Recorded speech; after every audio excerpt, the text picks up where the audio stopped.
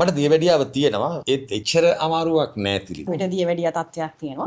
Doctor අපිට tablet එකක් දුන්නා. ආ ඉතින් ඕක අපි හැමදාම ওই ටැබ්ලට් එක බිබී ඉන්නවා. කිසිම වකුගඩු වලට ඩැමේජ් එකක් කරන්නේ නැත. වකුගඩු ප්‍රශ්නයක් තියෙන කෙනෙක් අපිට මෙට්ෆෝමින් පෙත්ත දෙන්න බෑ කියන කතාව තමයි ඔය කටින් කට ගිහිල්ලා මෙට්ෆෝමින් හින්දා වකුගඩු නරක් වෙනවා කියලා ඇවිල්ලා තියෙන්නේ. ජීවිත කාලෙ මේ පෙත බිබී. මේ මගේ ෂුගර් ටැබ්ලට් එක කියලා තියාගෙන හැමදාම ඒක තමයි බොන්නේ. මම මේ ගන්න බෙහෙත මට ඇතිද මදිද වැඩිද? රෝගියා හිතාමතාම බෙහෙත් ගන්න එක අඩු වැඩි කරනවා. දියවැඩියාවට බෙහෙත් බොනවා නම් මං අද චොක්ලට් වැඩිපුර කෑවා, අයිස්ක්‍රීම් වැඩිපුර කෑවා. දැන් අද මං ડોක්ටර් දීපු ටැබ්ලට් එකෙන් දෙකක් බොන්න ඕනේ. ඒක සෑහෙන අවදානම් තත්වයක්. සීනි අඩු කරනවට අමතරව අලුත් බෙහෙත් තියෙනවා අමතර වාසි තියෙනවා. අපිට බඩට විදින්න පුළුවන්, කලව ප්‍රදේශයට විදින්න පුළුවන්, වලට වෙනෙක් කෙනෙක්ගේ සහයෝගය අරගෙන විදින්න පුළුවන්. ડોක්ටර්ස්ලා කියන බතල එපා, වඤ්ඤොක්ක එපා. ඒක නෙවෙයි මේ කියන්නේ.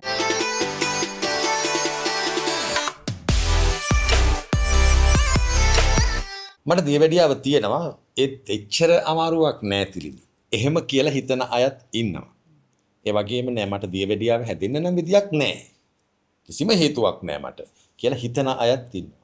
හැබැයි අන්න දෙවෙනියට හිතන අය වැඩපිළිවෙලක් තියෙනවා. ඒ තමයි Tamanට දියවැඩියාව තියෙනවද කියලා පරීක්ෂා කරගන්න ඕනේ.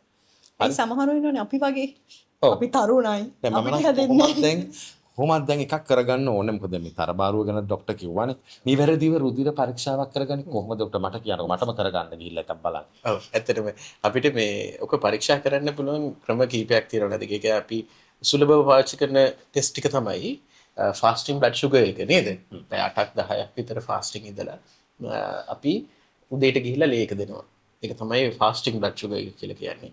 අපි ඕකෙන් බලනවා දැන් ඕකේ සීනි ලෙවල් එක තියෙනවා. සීනි ලෙවල් එක අපි 126ට හෝ ඊට වැඩි වුණොත් තමයි අපි දියවැඩියා කියලා කියන්නේ. 126ට වඩා වැඩි වෙන්න ඕනේ. ඔව් මතක තියාගන්න. එතකොට fasting level. Fasting blood sugar එක. එතකොට ඒක निराහාරවනේ කරන්නේ ෆාස්ටිං කියන එතනම තියෙනවානේ ෆාස්ටිං පාර්ට් එකක් තියෙනවා කියලා. ඊට පස්සේ තව අපි දැන් හරි සුලභව පාවිච්චි කරන ටෙස්ට් එකක් තමයි HbA1c කියන ටෙස්ට් එක. එතකොට HbA1c කියලා කියන්නේ අන්තිම මාස 3 සමස්තයක් විදිහට සාමාන්‍යයක් විදිහට වාගේ සීනි එක කොච්චරක් තිබුණද කියලා දෙන ටෙස්ට් එකක්. හොඳයි ඒක තමයි වඩාත් නිවැරදි. ඒක සාපේක්ෂව වඩාත් නිවැරදි. එතකොට මොකද ෆාස්ටිං බ්ලඩ් ෂුගර් එක ඒ වෙලාවේ තත්ත්වේනේ. එතකොට හැබැයි අපිට පාවිච්චි කරන්න පුළුවන් ඒකත්. හැබැයි අරක මේ හොඳ අපිට අවබෝධයක් එනවා කොච්චර කාලයක් තිබුණද කියලා. ඒකේ අපි 6.5ට 100ට ඒ කියන්නේ percentage එකක් විදිහට එන්නේ ඒක. 6.5ට වඩා වැඩි නම් අපි ඒක දියවැඩියා මට්ටමක් කියලා සැලකනවා. ඒ කියන්නේ අපි ඒ ලෙවල් එකට වඩා වැඩියෙන් යනවා නම් එතකොට කිව්ව අර කිට්ටු වෙනවා කියලා කිව්වේ. එතකොට ඒ කියන්නේ ඒ 5.6 ඉඳලා 6.4 වගේ රේන්ජ් එකට තමයි අපි කියන්නේ පෙර දියවැඩියා මට්ටම කියලා. ඒ කියන්නේ 5.4ට වඩා අඩුවෙන් අපි පවත්වාගෙන යන්න 5.6ට අඩුවෙන් පවත්වාගෙන යන්න ඕනේ. එතන ඉඳලා 6.4 වෙනකම්. එතකොට එතනින් එහාට අපි දියවැඩියාව කියලා කියනවා.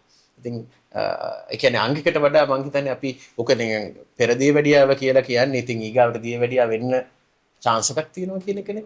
එතකොට ඒ කට්ටියට වුණත් අපි සෑහෙන්න අපි සැලකිලිමත් වෙන්න ඕනේ. එතකොට තව අපිට තියෙනවා ඉතින් OGTT කියලා පරීක්ෂණයක් තියෙනවා, PPBS කියලා තියෙනවා. හැබැයි අපි බහුලව අපි සරලවම අපිට කරගන්න පුළුවන් පරීක්ෂණ දෙකක් තමයි ওই දෙක.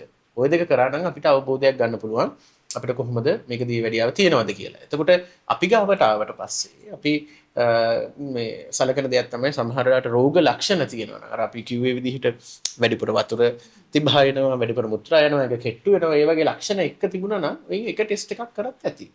රෝග ලක්ෂණ නැතිනම් සමහර වෙලාවට අපි එකම ටෙස්ට් එක දෙපාරක් කරලා බලනවා. එහෙම නැත්නම් ටෙස්ට් දෙකක් කරලා බලනවා. ඒ කියන්නේ ෆාස්ටිං එක HbA1c එක දෙකම කරන්න පුළුවන් අපි සමහර වෙලාවට. රෝග ලක්ෂණ නැත්තම්. ඒ විදිහට වෛද්‍යවරයා ඔබට කියාවි. එතකොට හැබැයි සරල විදිහට මේ නදික අපි ආපු ප්‍රශ්නෙට අපිට ඔය පරීක්ෂණ දෙක අපි කියමුකෝ දැනට නේද? දැන් ડોක්ටර් කිෂාන් දැන් ඔහොම පරීක්ෂණය කරනවා. කරාම ඔය අපි තිබිය යුතු මට්ටමට වඩා වැඩි හැමතිස්සෙම. කොතනින්ද මේ ඖෂධ හරි ප්‍රතිකාර හරි පටන් ගන්න කොතනින්ද අපි ડોක්ටර්? ඒකත් ගොඩාක්ම වැදගත් කාරණාවක්. එතකොට ඒ කියන්නේ අපි දැන් කියන දේ තමයි අපි දියවැඩියාව කියලා දැනගත්තට පස්සේ සමහර වෙලාවට අපි කරන දෙයක් තමයි පොඩ්ඩයිනේ අපිට සීනි තියෙන්නේ. එතකොට ඒක නිසා අපි පොඩ්ඩක් කෑමෙන් පොඩ්ඩක් බලමුද මම මේ කියන්නේ කෑම පාලනයේ ව්‍යායාම හොඳ වැඩක් නැහැ කියන එක නෙමෙයි. හැබැයි දැන් අපි සලකන දෙයක් තමයි අපි දියවැඩියාව අඳුරගත්ත මුල් කාලේ හොඳට ප්‍රතිකාර කරොත්. අපි ප්‍රතිකාරය කියන්නේ බෙහෙත් විතරක්ම නෙමෙයි. අපි ඉස්සරහට කතා කරමු ඒක ගැන. හැබැයි හොඳට මුලින්ම ප්‍රතිකාර කරොත් ඉස්සරහට සංකීර්ණතා හැදෙන්න තියෙන අවදානම සෑහෙන්න අඩුයි කියන එක. එතකොට අපි ප්‍රතිකාර ප්‍රමාද කිරීමෙන් අපිට කිසිම වාසියක් ලැබෙන්නේ නැහැ. සරලවම දියවැඩියාව දැනගත්තට පස්සේ මේ වෛද්‍යවරයා ඔබට ප්‍රතිකාර කරා. අනිත් එක තමයි සමහර වෙලාවට අපි පෙර දියවැඩියා මට්ටමේ දියවැඩියාවට කිට්ටු කට්ටියට ඔවුන්ගේ තියෙන අවශ්‍යතා ලක්ෂණ සහ ඔවුන්ගේ තියෙන සමහර අවදානම් සාධක නිසා ඒකට උනත් අපි ප්‍රතිකාර කරන අවස්ථා තියෙනවා. හැබැයි ඒක අපි වෙනම කතාවක්. එතකොට ඒක වෛද්‍යවරයා විසින් තීරණය කරන කතාවක්. හැබැයි දියවැඩියාව කියලා ඔබ දැනගත්තොත් ප්‍රතිකාර ආරම්භ කරන එක මුල් අවස්ථාවේදීම හරියට ප්‍රතිකාර කරන එක ගොඩක් වැදගත්. දැන් එහෙම කියනකොට දැන් සාමාන්‍යයෙන් කට්ටියට හිතෙන දෙයක් තමයි අපි එක වතාවක් පරීක්ෂණය කරගත්තා. අපිට දියවැඩියා තත්ත්වයක් තියෙනවා. ડોක්ටර් අපිට ටැබ්ලට් එකක් දුන්නා. ඉතින් ඕක අපි හැමදාම ওই ටැබ්ලට් එක බිබී ඉන්නවනේ. ડોක්ටර් මට කියන ද තිලගේ ප්‍රශ්නේ මේ පෙති මොනවාද කියන oral drugs oral drugs, oral hypoglycemic. yes අන්න ඒක ක්‍රියාත්මක කරන්නේ කොහොමද?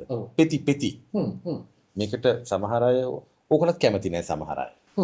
එතකොට මේ බෙහෙත් පෙති වර්ග කීපයක් තියෙනවා. එතකොට ඒවා වර්ග ගත්තොත් එක එක රටවලින් කම්පැනිස් වලින් ගත්තොත් නම් සෑහෙන්න ගොඩක් තියෙනවා. ඒ වුණාට ප්‍රධාන වර්ග 5ක් 6ක් වගේ තියෙනවා බොන බෙහෙත් වර්ග. එතකොට මේවා එක එක විදිහට ඒ කියන්නේ ඇඟේ ක්‍රියාකාරීත්වය වෙන විදිහ එක එක අණුව වෙනස්. ඉතින් එක එක දැන් අපි හරීම කොමන්ලි දකින දෙයක් නැත්නම් සුලභව ගන්න බෙහෙතක් නේ මෙට්ෆෝමින් කියන එක. එතකොට මේකට බයයි ගොඩක්. බයයි ගොඩක්. ඒකත් අපි කතා කරන්න ඕනේ. එතකොට මේ මොකද ඒක නිසා වකුගඩු නරක් වෙනවා කියලා. ඔව්. දැන් එතකොට මෙට්ෆෝමින් එකෙන් කරන්නේ අපේ ඇඟේ තියෙන ඉන්සුලින් වල තියෙන ප්‍රතිරෝධය අඩු කරනවා. දැන් ඉන්සුලින් වල තියෙන ප්‍රතිරෝධයනේ අපි කිව්වේ දෙවෙනි වර්ගයේ දියවැඩියාවට ප්‍රධාන හේතුවක් කියලා. එතකොට මේ ප්‍රතිරෝධය අඩු කරන්න සෑහෙන උදව්වක්. තව එක එක ආකාර විදිහට වැඩ කරනවා ඒක. හැබැයි ප්‍රධානම දේ. එතකොට මේක සෑහෙන වටින බෙහෙතක්. එතකොට අර මේ නදීක කියපු කාරණාව මේකේ කිසිම වකුගඩු වලට ඩැමේජ් එකක් කරන්නේ නැත. ඔක ප්‍රශ්නේ තියෙන්නේ ඔක ඇවිල්ලා තියෙන්නේ මෙහෙමයි කතාව. නෑ ඒක කතාව එන්නත් ඇත්තේ කොහෙන් හරි ওই පැත්තෙන්ම තමයි. ඔව් අන්න හරි. මේ පැත්තෙන්ම තමයි. ඒ කියන්නේ මම මේ කතාවත් කියන්න නැත්නම් උතුරු මැද පළාතෙන් නෑ ડોක්ටර් කෙනෙක් මාර්ගෙන් තමයි කෙලින්නේ නැත්තේ. ඔව් දැන් ඒ කියන්නේ ඇත්තටම මේ තිලිනේ මේකයි ඇත්තටම ඔගේ කතාව අර මොකද කපුටගේ පිහාට වගේ මේ වගේ කතාවක් ඔය ගිහිල්ලා තියෙන්නේ. දැන් මෙට්ෆෝමින් කියන බෙහෙත ගත්තාම මෙට්ෆෝමින් ගත්තාම ඒක ක්‍රියාකාරී වෙලා ඒක ඇඟෙන් එළියට දාන්නේ වකුගඩු කරහා. හරිද? එතකොට වකුගඩු ඩැමේජ් තියෙන කෙනෙක් කියනවා ඉන්දියොත් එහෙම. يعني වකුගඩු දැනටම ඩැමේජ් එකනේ මම මේ කතා කරන්නේ. එයාට මෙට්ෆෝමින් පෙත්ත ගත්තට පස්සේ ඒක වකුගඩුවෙන් ලේසියෙන් එළියට දාන්න බෑනේ. එතකොට මෙට්ෆෝමින් ඇඟේ වැඩිපුර වෙලාවක් තිබුණාම ඒගොල්ලන්ගේ හැදෙනවා අර පොඩි කන්ඩිෂන් එකක් තියෙනවා ලැක්ටික් ඇසිඩෝසිස් කියලා. ඒක පොඩ්ඩක් තාක්ෂණික කාරණාවක්. ඒ කියන්නේ පොඩි ඒකේ ඉන්න සංකුලතාවයක්. ඒක ඉන්න පුළුවන්. ඔන්න ඔය කතාව තමයි දැන් වකුගඩු නරක් වෙලා. ඒ කියන්නේ බෙහෙත් නොබී හෝ ඒ කියන්නේ දියවැඩිය පාලනය නැති හින්දා ඉතින් වකුගඩු නරක් වෙන්නේ නේද? එතකොට එහෙම නරක් වුණ කෙනෙක්ට හෝ වෙන හේතුවක් හින්දා වකුගඩු ප්‍රශ්නයක් තියෙන කෙනෙක්ට අපිට මෙට්ෆෝමින් පෙත්ත දෙන්න බෑ කියන කතාව තමයි ඔය කටින් කට ගිහිල්ලා මෙට්ෆෝමින් හින්දා වකුගඩු නරක් වෙනවා කියලා අවිලා තියෙන්නේ. සා ඒක නිසා අර පෙත්තට බයයි. මේ පැත්තට බයයි. ඔව්. ඒක කිසිම සත්‍යතාවක් නෑ. තමයි සමහර ડોක්ටර්ස්ත් ඕක මේ පසුගාමී වෙනව නේද ඔකට? ඔව් ඒක කියන්නේ මෙහෙමයි. ඒකේ අර සමහර වෙලාවට කාරණා ගොඩක් බලපාන්න පුළුවන්. සමහර එහෙම අවස්ථා තියෙන්න පුළුවන්. හැබැයි අර සමහර වෙලාවට අර ලෙඩා බය වෙලා ලෙඩා ගන්න නැති වුනහම සමහර වෙලාවට වෛද්‍යවරයා හිතන්න පුළුවන් මොනවා හරි බෙහෙතක් අපි පටන් ගන්න ඕනේනේ. දැන් සමහර කට්ටිය සෑහෙන්න බයයි මෙට්ෆෝමින් කියන එක අම්බෝ මේක ගත්තොත් නම් මගේ වකුගඩු දෙක ඉවරයි කියලා. ඔව් මේ ලෙඩෙන් අර ලෙඩේ උස්සන්න යනවා. එතකොට අපි දන්නවා මෙයා බෙහෙත් හරියට ගන්නෙ නෑ. බෙහෙත් ගන්නේ නැතුනම කොහොමත් වකුගඩු නරක් කරනවා. හරිද? එතකොට වෛද්‍යවරයා සමහර වෙලාවට මෙට්ෆෝමින් නැතුව වෙන බෙහෙතකට යන්න පුළුවන්. අනිත් එක මෙට්ෆෝමින් හින්දා සමහර කට්ටියට සමහර මෙට්ෆෝමින් කියන්නේ මෙට්ෆෝමින් වර්ගවල තියෙනවා එක එක જાති. එතකොට මෙට්ෆෝමින් නිසා සමහර කට්ටියට ඔය නිකන් බඩ පුරෝදාන ගතිය අරම මේවා එහෙම එන කට්ටිය ඉන්නවා. ඒ වගේ අවස්ථාවකත් අපි නොදී ඉන්න පුළුවන්, පසුගාමී වෙන්න පුළුවන්. හැබැයි ඇත්තටම කතාව කියන්නේ ලංකාවේ කට්ටියට ප්‍රධාන වශයෙන්ම දියවැඩියාව දෙවෙනි වර්ගයේ දියවැඩියාව තියෙන කට්ටියට ඉන්සුලින් වලට ප්‍රතිරෝධය සෑහෙන්න තියෙනවා. ඒක නිසා මෙට්ෆෝමින් කියන්නේ විශේෂයෙන්ම මේ දකුණු ආසියාතික අපි මේ අපි වගේ කට්ටියට මෙට්ෆෝමින් කියලා කියන්නේ සෑහෙන්න වටින බෙහෙතක්. සහ කිසිම බය වෙන්න ඕනේ නැති කිසිම ප්‍රශ්නයක් එන්නේ නැති බෙහෙතක් තමයි මෙට්ෆෝමින් කියන්නේ. මෙට්ෆෝමින් ගොඩක් වැදගත්. ඩොක්ටර් දැන් අර මගේ ප්‍රශ්නේ දැන් ඔය මොකක් හරි වෛද්‍යවරයෙක් නියම කරන ටැබ්ලට් එකක් දියවැඩියාව සම්බන්ධයෙන් එක පරීක්ෂණයක් කරලා ටැබ්ලට් එක දෙනවා. එයා ජීවිත කාලෙම මේ පෙත්ත ඔව්. මේ මගේ ෂුගර් ටැබ්ලට් එක කියලා තියාගෙන හැමදාම ඒක තමයි බොන්නේ. එහෙම හරියනවද එහෙම කරත්? හොඳ ප්‍රශ්නයක්. අපිට ඒකට උත්තරයක් දෙන්න බැරුණා හරියට. ඇත්තටම වැදගත් ප්‍රශ්න. මොකද ඒක නෙමෙයි. මොකද අපි මේක කරන්නේ අපේ ඇඟේ දැන් දියවැඩියාව මට්ටම උනත් කාලෙත් එක්ක වෙනස් වෙනවනේ තිලිනේ. එතකොට ඔයාගේ සමහර වෙලාවට ජීවිත අවස්ථා එක්ක වෙන්න පුළුවන්. නැත්නම් ඔයාගේ දැන් මම කියවනේ දෙවෙනි වර්ගයේ දියවැඩියාව කාලයක් ඇද්ද ඉන්සුලින් හදන එකත් අඩු වෙනවා කියලා. ඉන්සුලින් වලට ප්‍රතිරෝධයක් තියෙනවා. ඊට පස්සේ ඉන්සුලින් අඩුවක් වෙන්න පුළුවන්. එතකොට එහෙම අවස්ථාවක් ගත්තොත් එහෙම අපි ඕක මේව කරන්න බෑ. එතකොට බෙහෙත් ඔයා බොන්න ඕනේ. කෑම පාලනය කරන්න ඕනේ. ව්‍යායාම හරියට කරන්න ඕනේ. හැබැයි වෛද්‍යවරයා ගාවට ගිහලා නැවත ලේ පරීක්ෂණ කරන්න ඕනේ. ලේ පරීක්ෂණ කරලා බලන්න ඕනේ මම මේ ගන්න බෙහෙත මට ඇතිද මදිද වැඩිද. එතකොට ඔය ඔක්කොම වෙන්න පුළුවන්.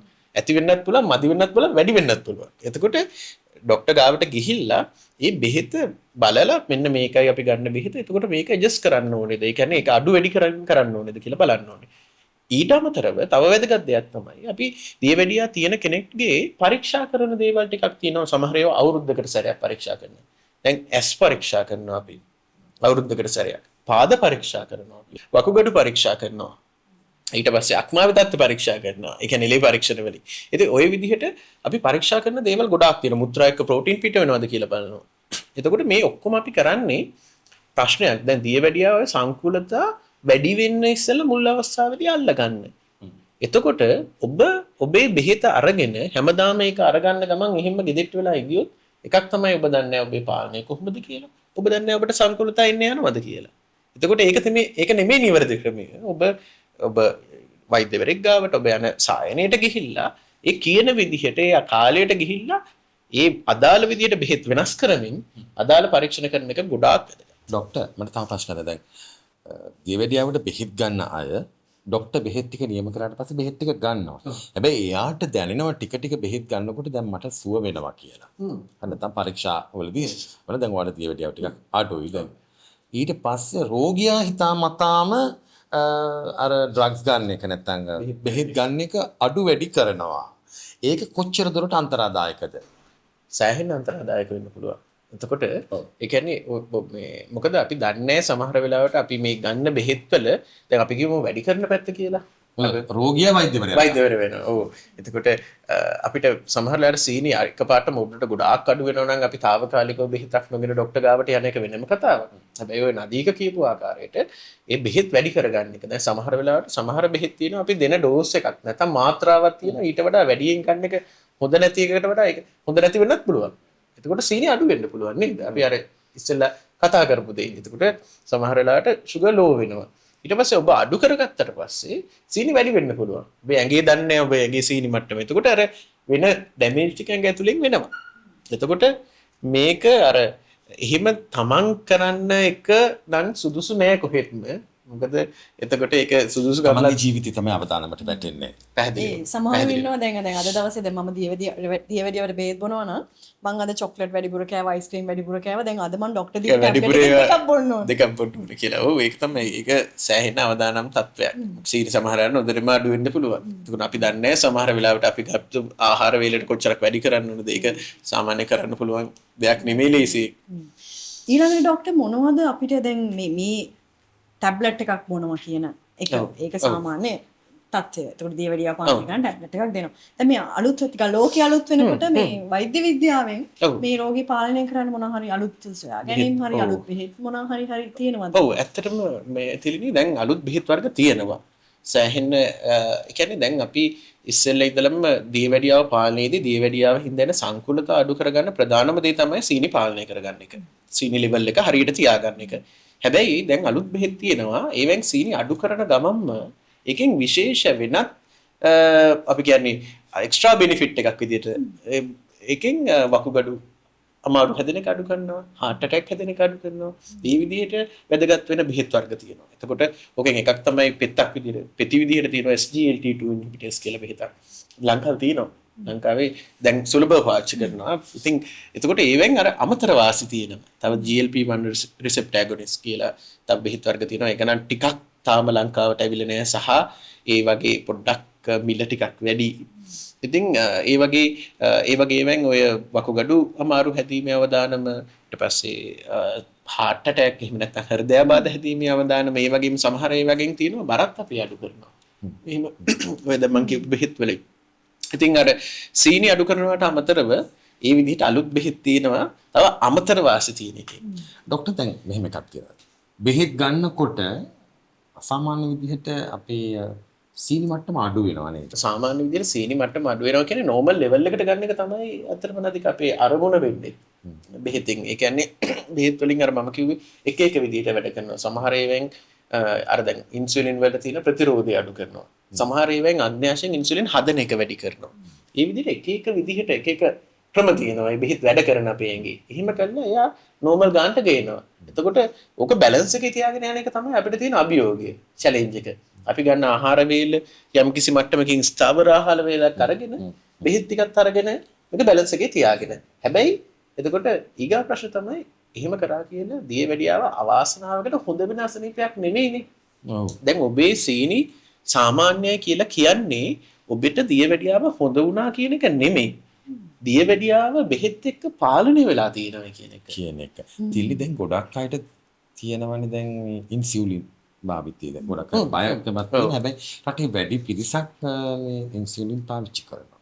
ඒක නිවැරදිව කොහොමද මේක ශරීරගත කරන්නේ? ශරීරගත කරන්නේ. ඔව් ඒක වැඩි අපි හොඳටම ඔළුවට ගන්න ඕන කාරණාවක්. මොකද මේ ඉන්සුලින් කියන එක ඉන්සුලින් වර්ග ගොඩක් තියෙනවා නේද? ඒ කියන්නේ සමහර ඉන්සුලින් තියෙනවා දවසකට එකපාරක් විදින්න පුළුවන් ඒවා තියෙනවා. සමහර ඒවාට දෙකක් විදින්න. සමහර ඒවා 3 4 5 වෙනකන් අපිට යන්න අවස්ථා තියෙනවා. එතකොට ඒක වෛද්‍යවරයා නියම කරනවා සහ ඉන්සුලින් වර්ගයක ඉන්සුලින් අපි විදින්න කොහොමද කියන එක තීරණය වෙනවා. එතකොට උදාහරණයක් විදිහට දැන් දවසකට එකක් ගන්න ඉන්සුලින් එකක් තියෙනවා අපි. ඒ කියන්නේ බේසිකලා ඒ කියන්නේ අපි මේ කියන පැය 24ම සීනි පාලනය වෙන මේ ඉන්සුලින් වර්ගයක් තියෙනවා. එතකොට ඒ වගේ ඉන්සුලින් ගත්තොත් අපි ඒක ආහාර වේලත් එක්ක සම්බන්ධව නෙමෙයි දෙන්නේ. මොකද ඒකෙන් මුළු පැය 24ම ඔබේ සීනි මට්ටම යම් කිසි මට්ටමක තියා ගන්නවා. ඉන්සුලින් එක මුළු පැය 24 වැඩ කරනවා. ඊට පස්සේ තව අපි ප්‍රීමික්ස්ඩ් ඉන්සුලින්ස් කියලා තියෙනවා. ඒ කියන්නේ අපි අර අපේ රටේ වැඩියෙන්ම පාවිච්චි කරන මික්ස්ටාර්ට් වගේ ඉන්සුලින් සමහරට අහලත් ඇති නැතික මේ එතකොට ඒක දවසකට දෙපාරයි උදේ හවස. එතකොට ඒක අපි ආහාර වේලත් එක්ක සම්බන්ධයි. ආහාර වේලට මිනිත්තු 20කට 30කට වගේ ඉස්සෙල්ලා අපිට ගන්න පුළුවන් ඒ වගේ ඉන්සුලින්. එතකොට ඉන්සුලින් ගන්න වෙලාව කියන එක ගොඩක් වැදගත්. එතකොට ඔබ ගන්න ඉන්සුලින් වර්ගය අනුව තමයි තීරණය වෙන්නේ ඔබ ඉන්සුලින් එක ගන්න ඕන වෙලාව මොකක්ද කියන එක. එතකොට ඒක එකක්. ඊට පස්සේ විදින විදිහ තවත් වැදගත්. ඒක තමයි මම ඇහුවේ. හරියට කොහොමද අපි මේක ශරීරගත කරගන්නේ? ශරීරගත කරගන්නේ කියන එක. එතකොට අපි ඉන්සුලින් ශරීරගත කරන ප්‍රධාන ආකාර දෙකක් අපිට ලංකාවේ තියෙනවා. එතකොට එකක් තමයි අපි ඔය දන්න සිරින්ජ් එකෙන් කටුවකින් සිරින්ජ් එකෙන් අරගෙන විදින්නේ. ඒක තමයි අපි දැකලා තියෙන්නේ. අනිත් එක ඉන්සුලින් පෙන්ස් කියලා જાතියක් තියෙනවා. පෑනක් වගේ. ඒකට සාපේක්ෂව ගත්තට පස්සේ ඒක ටිකක් ටෙක්නොලොජි එකක් තාක්ෂණයත් එක්ක ආපු මේක. එතකොට පෙන් එකෙන් අපිට අවශ්‍ය ඩෝස් එක මාත්‍රාව හදාගෙන විදි ගන්න පුළුවන්. එතකොට ඒක විදින ක්‍රමය ගත්තොත් එහෙම අපි කියන්නේ සාමාන්‍යයෙන් අපේ හොඳම විදින්න පුළුවන් තැන තමයි බඩ ආශ්‍රිතව. මොකද අපි විදින්නේ ඔක හැමට යටින් තියෙන තෙල් එකට වදින්න විදිහට තමයි විදින්නේ. එතකොට බඩ ආශ්‍රිතව පාට සාමාන්‍ය අපි තෙල් වැඩිපුර තැම්පත් වෙලා තියෙනවා නේද? සරලවම යට තියෙන මසල් එකට එහෙම නැත්නම් පේශියට වදින්න නැති වෙන්නේ ලීසින් විදින්න පුළුවන් තැන බඩ. ඊට අමතරව කකුල් තනියෙන් විදිනවා නම්.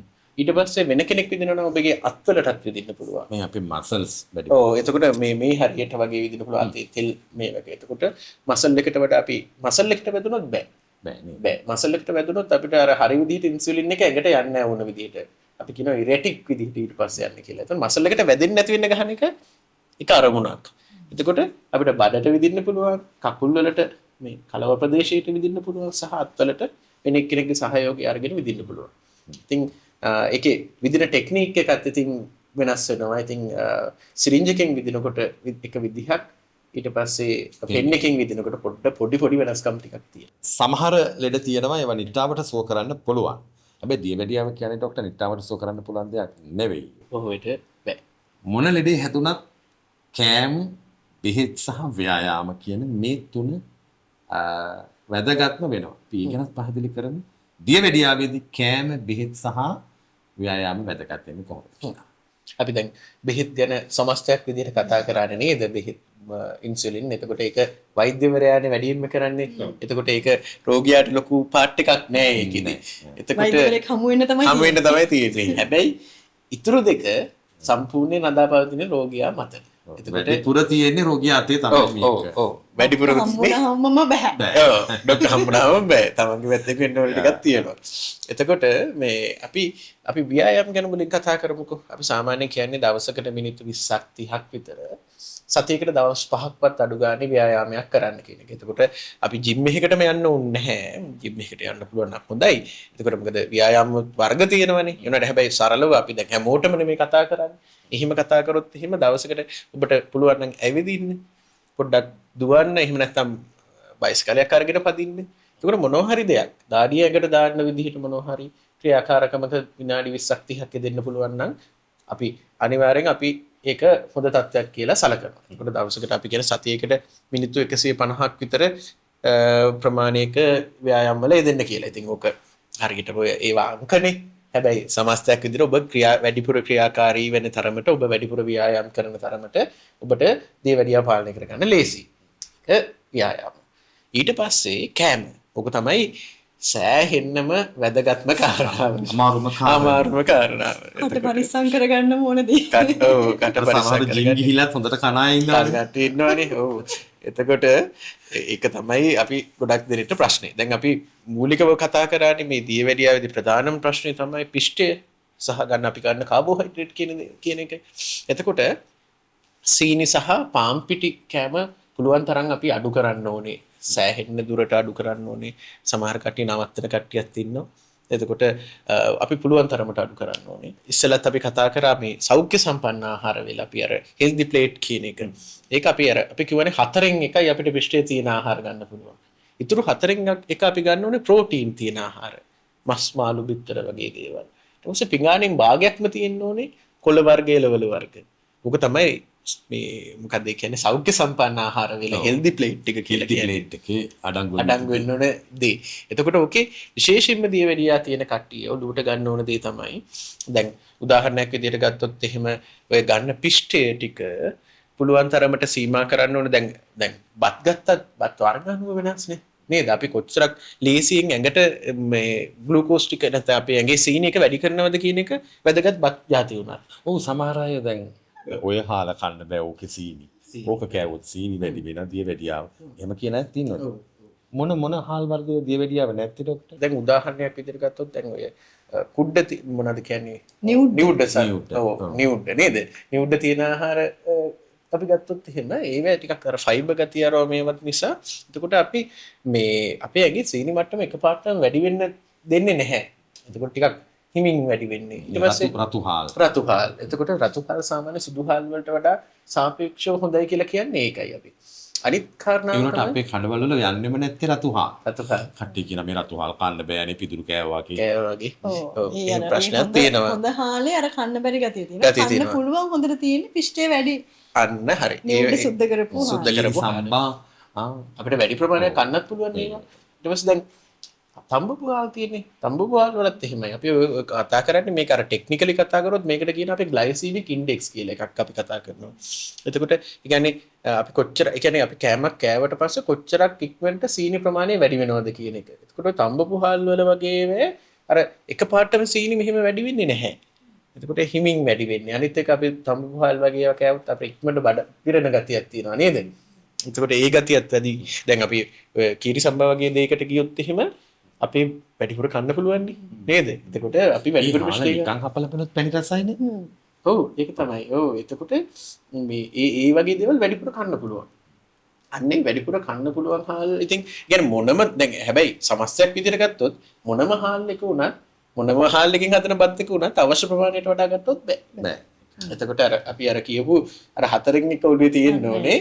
හරි. එතකොට හැබැයි සාපේක්ෂව ගත්තොත් සමහර හාල් හොඳයි සමහර හාල් සාපේක්ෂව හාල් වලින් හදන බත් එකනේ ඇත්තටම ඒවා හාල් සමහර දේශීය සහල් ගන්නවා. දේශීය සහල් ගන්නවා. ඒවා ඉතින් සාපේක්ෂව ඉතින් අරවට වඩා හොඳ තත්ත්වයන් තියෙනවා තියෙනවා. මොන වුණත් පාලනය තමයි වැදගත්. අන්න හරි. තරමට කන එක තමයි වැදගත්. ඒ කියන්නේ කොයිම දේ වුණත් වැඩිපුර කෑවොත් හොඳ නෑ කියන එක තමයි වැදගත්. එතකොට අපි හාල් ගැන කතා කරමු. ඊට පස්සේ තව අනිත් දේ තමයි පෘෂ්ඨයේ තියෙන දේවල් අපිට අමතක වෙන දේ තමයි අල වර්ග අරෝමීම. අල බතල මඤ්ඤොක්ක කොස්තේ සෑහෙන පෘෂ්ඨයේ තියෙනවා. එතකොට ඔබ ඒව ගන්නවා නම් ඔබ අර ගන්න බත් ප්‍රමාණයෙන් අඩු කරන්න ඕනේ. තේරුණාද? ඒක තමයි. ගම්වල වගේ ගත්තොත් බත් පිඟානකට හොස් පිඟානකුත් දාගෙන කනවා. කනවා. ඔව්. කිරිමුකුත් හදා ගන්නවා මොනවා. ඔව්. බැදුමකුත් තියාගෙන කනවා ගොඩක්. ඔව්.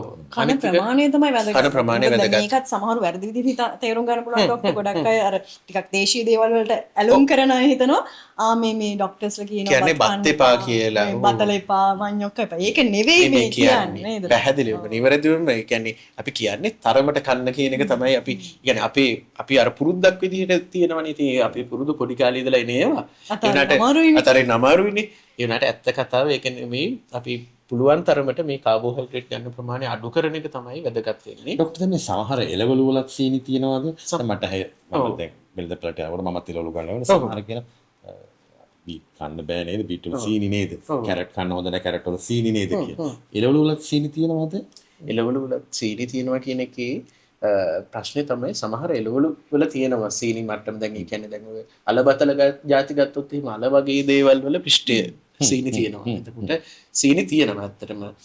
ඒක තමයි අර අපි කිව්වේ අර මේ ඒවා පොඩ්ඩක් අපි තෝරලා ගන්න ඕනේ නේද? කොළ පාට ඒවා ටිකක් වැඩිපුර තමයි සීනි අන්තර්ගත නොවන ඒවා විදිහට. නැත්නම් අවම වශයෙන් අන්තර්ගත වෙන ඒවා විදිහට කිව්වොත් හරි.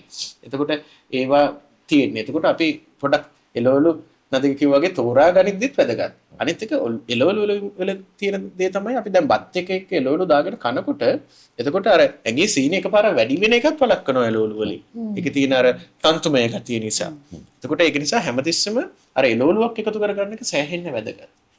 සහ අනිත් එක තමයි ප්‍රෝටීන් කන එක. ප්‍රෝටීන් කන. ඉතින් මස් මාළු පිටර වගේ දේවල් කන එක එකතු කරගන්න. එකතු කරගන්න එක අපේ ආහාරය. මම හිතන්නේ අපි ડોක්ටර් වාද හම්බුනේත් ඇත්තටම ડોක්ටර් කිෂාන් මේ தත්ත්වය මේ ලොකු සංකීර්ණ ඒ වගේම රටේම පැතිරිච්ච හැමෝම පීඩාවට පත් වෙන දෙයක් තමයි මේ විශේෂයෙන් දියවැඩියාව කියන්නේ. ඔව්. ඉතින් හැමෝටම වැදගත්. ඒ නිසා තමයි අපිත් හිතුවේ මේ ගැන කතා කරන්න ඕනේ කියලා. සහ වටේට වෛද්‍ය විද්‍යාව පැත්තෙන්.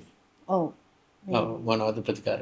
මොකද අපි දැන් ඒක අපි සරලව සමහරලාට ගත්තට පීඩා විඳින අය තමයි දන්නේ මේක කොච්චර අපි මේකට අපි කොච්චර මේක ගැන දුක් වෙනවද කොච්චර අපි පීඩා විඳිනවද කියලා. ඉතින් හරි වැදගත් ડોක්ටර් බොහොම ස්තුතියි ඇත්තටම මේ ස්තුතියි බව සම්බන්ධ කරගත්තා. මම හිතන්නේ මේ විශේෂඥ වෛද්‍යවරයෙක්ගෙන් මේ වෙලාවක් වෙන් කරගන්න මේ වගේ දෙයකට විශේෂයෙන් දැනුම බෙදන්න මිනිස්සු දැනුවත් කරන්න මුතුමා ඒ කාලය දීපේකට බොහොම ස්තුතියි. ස්තුතියි. ඔබට පැහැදිලි වෙන්නේ නැති අපේ සාකච්ඡාවත් එක්ක දියවැඩියාව කියලා කියන්නේ අවදානම් රෝගී තත්වයක්. හරි. ඒක නිසා ඒකට නිසි ප්‍රතිකාර ගන්න ඕනේ. දියවැඩියාව හැදිලා නැත්නම් පරිස්සම් වෙන්න ඕනේ කියන කාරණාව. මොකද මේ හැම දෙයකින්ම අවධානයට ලක් වෙන්නේ ඔබේ ජීවිතය.